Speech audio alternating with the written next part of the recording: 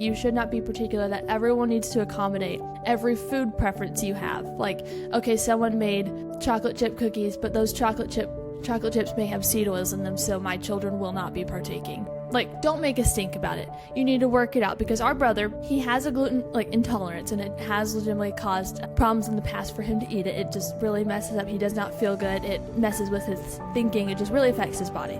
But it's not like he's gonna die if he has gluten, so he figures it out. We try not to make a big stink about it. He does a great job of figuring it out.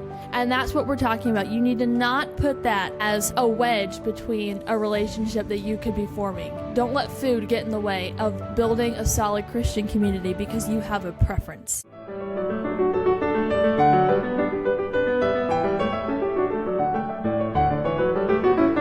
All right, everyone, welcome back to Hot Topic October. And it's finally getting cooler outside, so we've got our hot chocolate today, which is very exciting. Yes. Usually I just drink coffee, but today it's hot chocolate. So that's fun. We've gotten down to the 40s, and so we're bundling up. Next week it's supposed to be in the 60s. It's the high, and we're very excited. Mm-hmm. So, but we are not doing this to talk about the weather. Lydia, what is the hot topic today for the 4th? 4th, yep. To eat or not to eat. Elaborate on to eat or not to eat. Okay. So, for a minute now, there's kind of been a trend of almost like idolizing food. Like, we've made food a religion, and it's very odd. And it's really... Well, I'd even say it's, sorry, just really quick. I'd even say it's like not even a trend though that's now, which we'll get into later. It's been an issue. It has. It's been a big issue, and it's taken a lot of different forms. Biblical times, which again, we'll get back into that later. Yeah, and it takes a lot of different forms, but I feel like recently it's come up in the Christian circles a lot, which is why we're talking about it today. It's a very strong influence. Yeah. So I think oftentimes it was kind of pictured where people was like, or organic everything, and that's, you're nailing it if you're eating organic food. Yep. And then now, you've kind of gotten into the side with like, all right, make your own bread, do your garden and no seed oils and none of the nothing processed, non-GMO, everything. Mm-hmm. And so it's really, when it's taken a hold, you just see Christians that are not enjoying fellowship with people, not enjoying food to the extent that we're rejoicing over what the Lord has given us, and being very, very picky about what they and their children are eating. And then I think you're seeing some of probably the children of those who are on the organic movement getting older now, and they are even worse. And again, I want to give the caveat here, because I could see this taken the wrong way. Mm-hmm. We're not saying that if you actually have medical issues and you've been told by your doctor to cut something out of your diet, right, that if then you are refusing to eat that you are sinning in some sort of a way. We're like, no, of course. Before we always have somebody over, we ask them, what are some allergies that you have? And if you're allergic to something that, is going to cause you problems, we want to know that, because we love you, and we want you to feel welcome when you come to our house. And so we're not saying that if you legitimately have an allergy to something, right, don't mask that. But we're talking about the girls that, and I would say even too, it's weird. It's even hit college girls, this weird trend of just randomly cutting something out. Yeah. And it's almost like I feel like and it's not for any reason in particular. I think it's because we've seen them they bounce back and forth between being dairy free, and then they're not, and then they're dairy free again, and then they're not, and then they're dairy free again, and they're not. Well, it's and you're like, are you actually though? Because we know some people that have that, and they have legitimate issues. And so we're saying, if you have legitimate problems, then by all means cut it out, and let people know, so that way they can help serve you. But so I just wanted to give that caveat that I could see it taken the wrong way. If you legitimately have an issue, by all means let people know that, so that way you don't, you don't have an allergic reaction or are about to die because in the name of like you wanted to not be picky about what you were eating. Yeah, for sure. Definitely take care. If you have an actual allergy, if you are like literally allergic to gluten, literally have a problem with dairy, yes, please listen to your doctor. If that is something you have figured out with your family, do what you need to do. We are not here to say like, well, that's bad, you should just really get over that. No, I understand there are legitimate allergies. What we're here talking about is food preferences. And I think oftentimes they get labeled as allergies because it's become this trendy thing. Like, all right, cut out dairy. All right, cut out gluten. And people need to not be like so uptight like, about food preferences. Cut out, like I've even known of people that cut out like whole food groups, which we've talked about before with Angela Smith on the podcast about cutting out whole food groups. Yeah, I think the preferences is a big deal because it's really weird. I don't know why that would be a trend, but the reason why it's like a hot topic is because we've seen this take hold in our Christian reform circles. Yes. And that's why, because like even I was reading in The Cloud You So Much Dread by Hannah Greaser, and she was even talking about that, how I think it was like moving from Texas to then Idaho, and some of this had taken root in her community.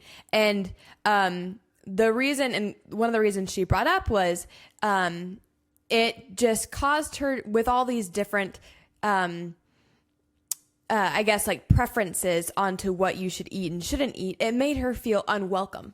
It was unhospitable, and it made her feel like if she went and bought, a bag of frozen nuggets for a busy night for her home, she felt like she had to hide it. And that's like, or she'd feel guilty if she was walking around with a Diet Coke in her hand. And that's when we're saying that the preferences for diets or whatever food that you want to have, like organic or all natural or whatever, then that's when it's reached unhealthy levels, when people start to feel unwelcomed. And it's because ultimately that goes against hospitality. Yeah, and I think we need to learn as a Christian culture, we need to set the stage for hospitality. And so you need to be a hospitable guest, and you need to be a hospitable host. In this case, we're talking about the hostess. But the hostess is a reflection of the husband, ultimately. Should be. And so you need to, how we, like what you brought up earlier, how we accommodate people's allergies, right? We want to know, is there anything that's going to be problematic for you? But what we're not going to accommodate is a food preference. So if you have just chosen that you were going to cut out, I don't know, let's just like salt, right? Yeah. Or if you're just randomly going to pick something that you're like, well, I'm just staying away from this right now. We may choose to make something that has that in it, but you can avoid it whether you need to or not. But we're going to try to accommodate actual allergies. But then you as a guest should not go over to someone's house and be like, well, I cannot have this, I cannot have that. You need to find a way to work around it. You should not be particular that everyone needs to accommodate every food preference you have. Like, okay, someone made chocolate chip cookies, but those chocolate chips may have seed oils in them, so my children will not be partaking. Like, don't make a stink about it. You need to work it out, because our brother, he has a gluten intolerance, and it has legitimately caused problems in the past for him to eat it. It just really messes up. He does not feel good. It messes with his thinking. It just really affects his body. But it's not like he's going to die if he has gluten, so he figures it out. We try not to make a big stink about it. He does a great job of figuring it out. And that's what we're talking about. You need to not put that as a wedge between a relationship that you could be forming. Like, don't let food get in the way of building a solid Christian community because you have a preference. Right. And I think that there's a real lack of thoughtfulness for the other person and a love for them. Because, like, when you have welcomed someone into your home, we've all, I'm sure if you have done any form of hospitality, you've all experienced that guest that then walks in and causes the biggest stink to make it a point to let you know that what you made for them is a no-no. Yes. And so that's what we're talking about, because now they are no longer loving you as they ought, and they're not being a hospitable guest, because now they're making someone, so like it's like really an ungratefulness of like, you walk into someone's house, they're welcoming you into their home, into their haven, and they've made you dinner or whatever meal it is. They've embraced you. They've hopefully tried to make you feel very welcome. And you just let them know, hey, all that was not enough because you didn't think about me in this one particular area. And now I'm going to make a stink in the evening and I'm going to let you know that you didn't serve me in this one particular way. And just because of a preference. Yeah. Now, again, if there are specific allergies, then we try to accommodate those, and by all means, let us know if that's. Yeah. And I think we have a Christian community that does that really well. Like the women, when we have each other over, we ask, hey, do you guys have any allergies? And then we let each other know. But I will say that a lot of the women in our community that maybe do have allergies do a wonderful job of not making a big deal about it. And they try to make it as low key as possible. And we try to help each other. We think about each other. We try to accommodate because we want them to have a good time at the fellowship meal. Like, we try to, okay, this person legitimately cannot have this. What can I make, or what spice can I substitute that, okay, they can enjoy this meal as well. And we let each other know, like, hey, I'm bringing gluten-free bread for you because, I know that Noah can't have gluten in his bread. And so it's like, hey, I'm bringing gluten-free bread for you. And we let each other know, like, hey, I thought about you in this one specific area, but then no one's going around, or at least no one's, that we've seen in our church community, has then like thrown a big stink because someone didn't think about them. It's like, hey, if you happen to bring something for me, that's totally great. If you didn't, I'm also completely fine with that. And I think that's lovely. That's beautiful. That's hospitable. That's loving to the other ladies in the community. And no one, at least I hope not, is feeling like they have to, mill their own wheat because everyone else in the community does. Or no one's feeling like they have to make sourdough because everyone in the community does. Like, we even know ladies that are like, hey, I'm bringing, like, even today, this, like, hey, I'm bringing this unhealthy food because why not? Like, it's just a fun thing to make, and I'm totally bringing it. And that is actually praised in our community. And I love that. I think that's awesome. It's like, we're not afraid of our food. Yeah, and that's a big thing, because, like, in our church community, a lot of the women do mill their own wheat, but we're not hating on the people that, like, I just can't right now. It's not something my husband's particularly interested in, so that's not what our family's doing. We're like, good for you. You're doing what your husband likes. It works for your family. You're healthy. You're a fine individual, so go for it. I'm not like, it's a decision our parents have made and something that we have jumped onto for health reasons for our brother. And legitimately, our dad has a very taxing job, and so we find that the healthier food we can give him, it helps at his energy levels. It gives him strength and energy to get his job done well. And so I think that's just the thing, figuring out what your family likes and not letting trends or other people's preferences dictate what you do in your family. Yeah, because we've gone to other people's houses before, and there have been some questionable meals that have been served that did require some prayer before partaking of, because you just didn't know if you were going to be sick after this or not. But, when that has happened, and the Lord's so gracious to let it happen in this way, is that when things like that have happened, it's usually some dear old soul that you can tell has gone out of their way to make you feel welcome. Like, really thought about you. And so it's just one of those things where you're like, again, going back to a previous hot topic, I would just say, like, suck it up, buttercup. It may not be what you wanted to have that evening for dinner, but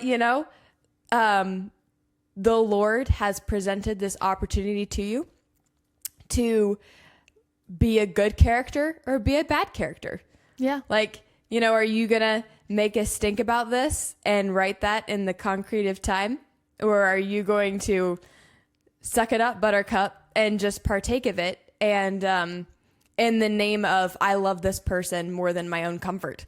Yeah, because there have, like, as we mentioned before, we garden, we keep chickens, we do the whole milling our own wheat thing. It's what we have found out works best for our family. We enjoy it. And actually, for us, it has proven to be more economical. I'm not going to say that's the same necessarily across the board. It may not be for another family, but it's what works for us, and it's what our father and mother like, and so that's what we're doing. But I'm not then gonna, it would be very ungrateful and inconsiderate of me to then be like, if someone brought me a Chick-fil-A chicken biscuit, to be like, oh no, I only eat my mom's fresh milled wheat. Right. And that's like, happened. That's not thoughtful. Yeah, that's happened to us before. Like another dear soul, when he's been hearing about a project that we might be working on, just shows up with Bojangles biscuits. Mm-hmm. And you're just like, he thought about you for that day. You know what I mean? And it may not be what you want to eat at that moment, but you know, it's like someone thought about you. And ultimately, this always helps me when I have a tough time with something, like if someone's presented me something that I just do not want to partake of. Mm-hmm. It's been very helpful for me to just think about, no, actually, this is a gift from God. Mm-hmm. Like whenever you have been blessed by somebody, just always bear in mind that that is from your heavenly Father, mm-hmm. because he ordained that person to bring that to you that day. He ordained that meal to be presented to you. And so who are we then to say like, no, God, that's not, like, love that you thought about me, but that is a bridge too far and I shall not. Bad job, Lord. Yeah. You're just like, and again, and when we mentioned earlier that this has been a problem that you've even seen in scripture, and it's like, you know, well, where? And it's like, well, okay, so in the New Testament, mm-hmm. The Lord proclaimed all food to be clean. Yes. And we need to keep in mind that that is even, you ready for this? McDonald's. Yeah. It may not be the wisest choice of all the clean foods that you could eat to partake of, but it's clean. Mm-hmm. And you are not sinning by eating it. And so you just don't want to cause your brother or sister in Christ to stumble because of your preferences. Yeah, and your tastes. And don't love the food more than the person. Look to the person who is presenting it to you. Look to the person who's trying to bless you.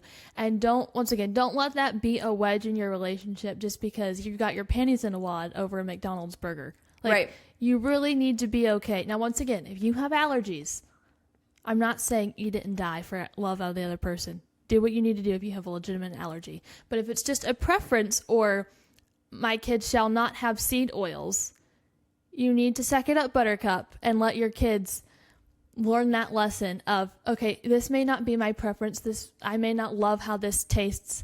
You know, I may not love where it came from, but guess what? I love that person who gave it to me more. And ultimately, like you were saying, God who ultimately gave it to me. He gave me that experience today. I think the reason why that has really taken root is because that's actually a trend among the women. And they've not actually asked their husbands like, hey, would you prefer me to have more time this evening spending with you than make you a meal that is all natural? Yeah. Like, would you prefer me to use a can of pop biscuits instead of like making from scratch? Yeah. And actually we get to sit down together and chat.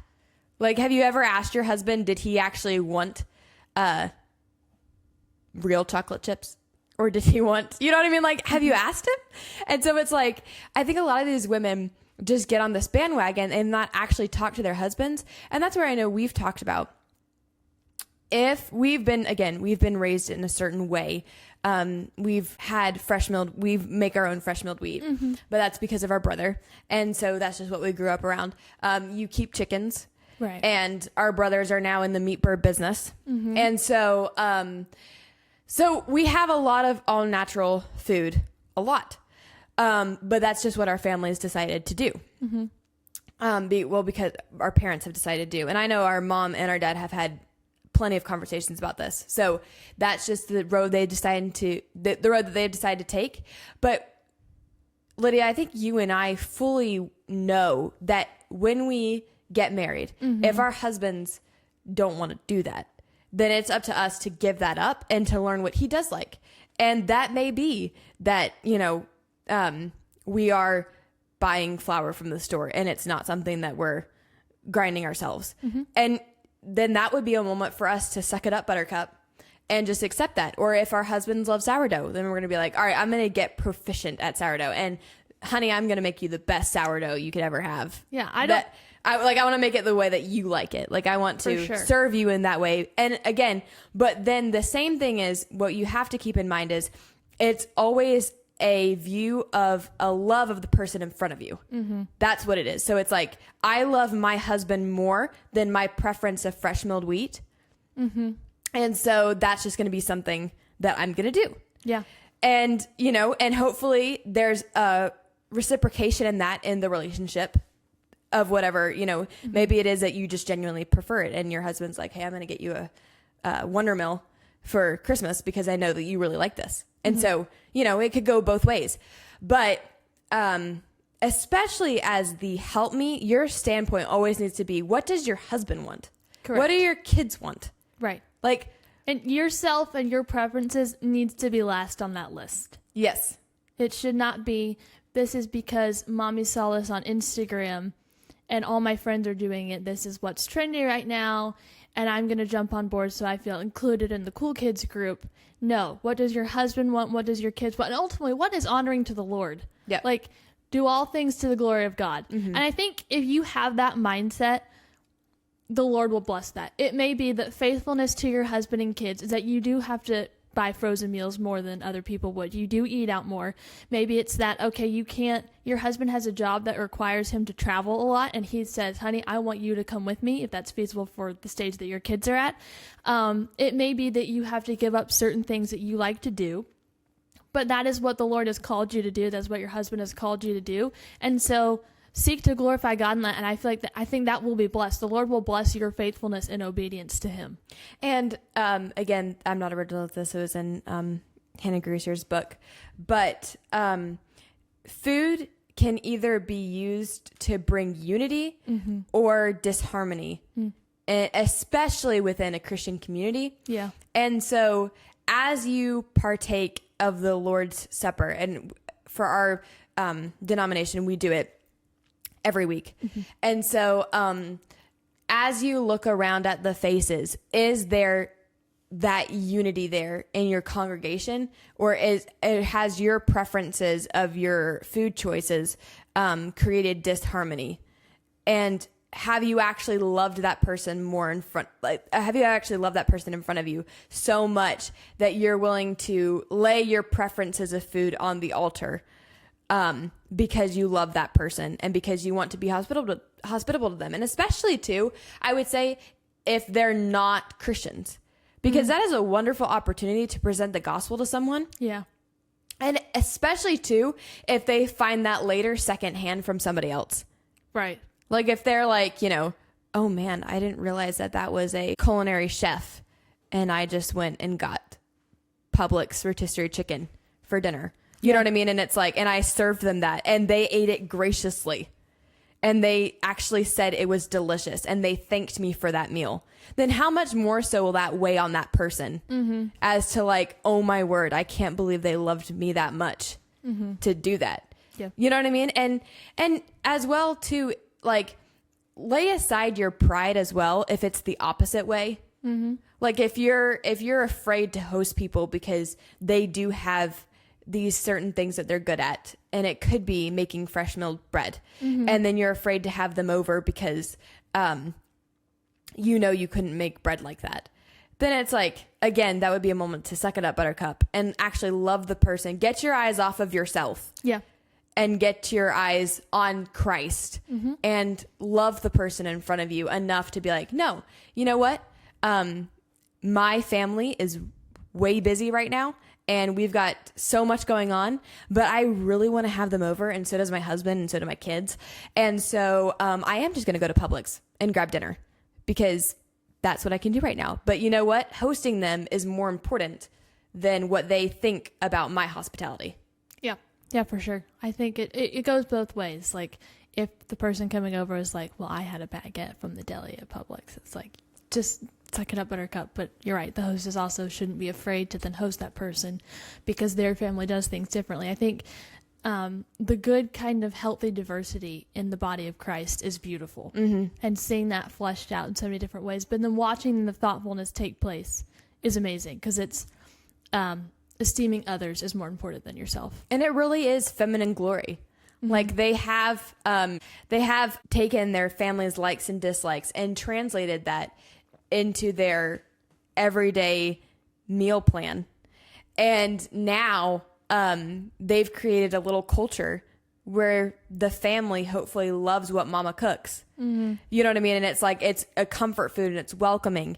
But then that then flows out of the home and into other houses and other communities. If you're hosting, if you're hosting a lot, and that can flow out into the church life. And then all of a sudden you've got this robust, and then somebody is like, hey, that recipe was actually really good. I've never tried to make that before. And it's like, oh yeah, this is my favorite meal to make. My kids love it. Or it's like, this is my favorite meal to make because my kids love it, because my husband likes it. And then it's like, hey, can I have that recipe? And then all of a sudden that family's making it. And then the next family's making it. And then someone's like, hey, I might tweak that and then all of a sudden, then you've got a community of women where it's like, our favorite thing to make in our little community is this. And it's like, because it started with one family that was being faithful and it got passed on. And then it really does create, like you're saying, a diversity. And it's like, you may have never tried to make curry, but you went to somebody's house and they made a really delicious curry, and then you tried it and you were like, oh my word, it's delicious. Yeah. But then being able to take it and, people not being so uptight that, well, you changed the recipe, you know, you did this and you did that. It's just, I think it's important to remember, we eat to live, we don't live to eat. Yep. It's something our dad told us a lot. Like, so don't, now, at the same time, you need to be feasting with your family. You need to be enjoying food. Mothers, you need to get good at making sure that your families are enjoying the food you are making. And so I think it's just, once again, being faithful with what the Lord has given you, with the husband he's given you, in our case, the father he's given us, his likes and dislikes, what our brothers like and dislike, same for our mom, and just learning to not be so uptight about what you're eating. Just do all to the glory of God and seek to be faithful, and the Lord will bless that. And again, I would add to just a quick note to especially the younger listeners of the podcast. Don't be so uptight about also the calories that you're putting into your body. Would also be another big one. And I don't know of a single woman that doesn't struggle with self-consciousness about her weight. Right. But I would say that does not need to be on your mind. And I know we've talked about this. It is hard. It's hard not to think about what you're putting into your body, especially if you're a single female, because you want to look nice, right? But if you're not grateful for your weight now, like if you don't learn gratefulness, like if you gain a couple of pounds because you had a wonderful feast, and you do that every Sabbath, right? And you are gaining a couple of pounds, right? And it's, and I'm not talking about like every week you gain a couple of pounds, because then that would be extreme. But, I'm saying like over the course of a year, you come to the end of it and you're like, well, I'm 5 pounds heavier this year than I was last year. Right. Or however much you are. Then it's like, hey, but you know what? None of that was out of gluttony. Right. And I had a wonderful time feasting with my family this year. And it created a wonderful unity. Then I'm like, wear those 5 pounds to the glory of the Lord. Yep. Because that was the most important thing in that moment, was to feast and find enjoyment in the food that the Lord provided you. And so don't be overly concerned about the calorie intake, especially if you're not one to overeat. Like if you're not one, like when you're full and you don't, like you have enough self-control to be like, I'm not going to eat that anymore because I'm legitimately full, then don't worry about it. Yeah. Just be cool. Be chill with it. Yeah. I think maintaining the grateful attitude is very, very important. Mm-hmm. Like, are you not so puffed up and prideful? Do you have enough humility? Do you have enough gratitude to say, I'm going to feast, or I really would rather not eat this right now, but I love the person in front of me more than I love this food. And so, well, because if you don't, and let's just say that, let's just say you and I, if we let each other or our parents let us growing up just really be overly concerned about our weight, then when we have kids and we have that extra weight from giving birth, then it's going to be like, you haven't been practicing that gratefulness for something that you realize was greater than your body figure at the moment. right. Then it's like when that baby comes, you're going to be really struggling to be okay with what you look like because you've not been training with the small things. Right. With the small feasting and realizing that you're gaining some weight because you have been feasting. Then it's like, that's going to be a problem if you've not learned that gratefulness beforehand to realize, no, I gained those 5 pounds to the glory of God because something at that moment I know was more important than my body figure. Mm-hmm.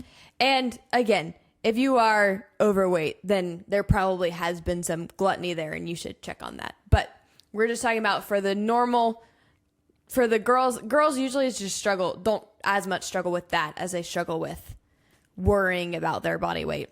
Mm-hmm. And so, just enjoy. The point is, enjoy the gifts God has given you and esteem others more important than yourselves. Yeah.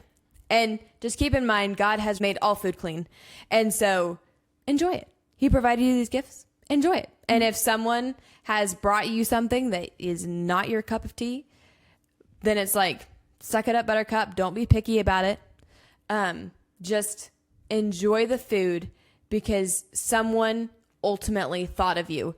And that is the person in front of you thought about you, thought you would enjoy this, is presenting you with a gift. But more importantly, God has presented you with this gift. Mm-hmm. And so enjoy the gift he has given you and wear it and partake of it with a smile on your face and thankfulness saying, thank you, Lord. And we know people where it's like, cow tongue is not what I wanted, but Lord, this was their best. So thank you very much. Yep. Mm-hmm. So just eat. Question, to eat or not to eat, just eat. Eat with a grateful, humble attitude.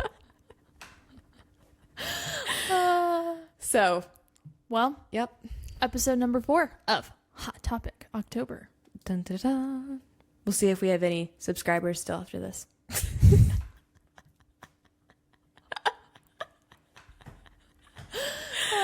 Probably angered a few people with that one. Oh well. Anyway. All right. Thank you all for you tuning guys. into this episode of the Feminine Glory podcast for the Hot Topic October series. We'll see you on the last and final episode of Hot Topic October next Friday. Yep. Bye, guys. Bye.